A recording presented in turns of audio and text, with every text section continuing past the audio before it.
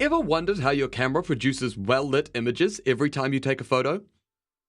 When you squeeze the shutter release button, you actually trigger two actions: autofocusing and exposure metering. Looking at exposure metering for a moment, the camera uses its light meter to calculate the amount of light needed to create a balanced exposure. So how exactly does the camera control the correct amount of light needed? Simply with the combination of two devices, the aperture and the shutter. The aperture, which controls how much light is let in, and the shutter, which controls how long light is let in for. For example, in dark conditions where we need more light, the camera will either keep the shutter open for a longer period of time, or set a larger aperture to increase the amount of light entering through the lens. Both actions let more light in. In brighter conditions, where we need less light, the camera will do the opposite. It will keep the shutter open for a shorter period of time, or set a smaller aperture to decrease the amount of light entering through the lens. Both actions will allow less light in. So what makes a good exposure? Simply, a good exposure is one that is not too light or too dark. Let's look at these photos of the same subject. The middle image is taken with a perfect or normal exposure. The top image is darker and underexposed. And the bottom image is lighter, so it is overexposed. So why is exposure such a big deal? Exposure is not just about how bright the image appears. Good exposure gives great details. Let's take a closer look. Take this underexposed image, for example. While the details in the bright areas are visible, they are lost in the darker areas. While in this overexposed image, the details are burnt out and lost in the brighter areas and retained in the dark areas.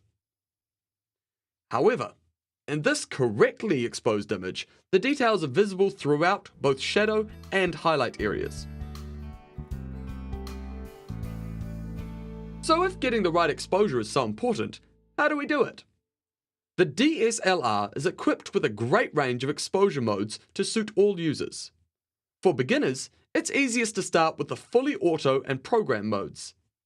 Fully auto decides all the settings for you, including flash. Program mode takes care of shutter and aperture, but leaves you to decide when to use the flash and set ISO sensitivity. Here are a few examples of the preset modes: Sports, Macro, Portrait, Landscape, and Sunset. Let's have a closer look at each. Freezing fast-moving subjects is easy using the Sports mode. In order to achieve this, the camera needs to use high shutter speeds. Once you set the camera in Sports Action mode, it will choose the highest shutter speed possible to help you freeze the image. Macro photos like this are made compelling because of their defocused or blurred background. This is technically achieved by using a large aperture. Now, by using the macro mode, the camera will use the widest aperture to blur the background as you zoom in. Great portraits have a blurred background and reproduce skin tones well. Technically, the blurred background is achieved by using a large aperture, and the skin tone is achieved by choosing a neutral color balance. When you choose the portrait mode, the camera is set up to use the largest aperture possible and a neutral white balance setting. Successful landscapes have clarity throughout the image. This clarity is achieved by using a small aperture setting.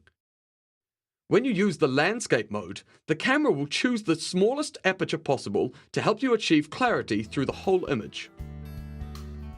Sunset is probably the most beautiful time of the day. It's full of rich, warm hues and colors. When in sunset mode, the camera will change the color balance of the image to a slightly more orange hue to intensify the colors of the sunset or sunrise. Let's have a quick recap of what we've learnt in this tutorial.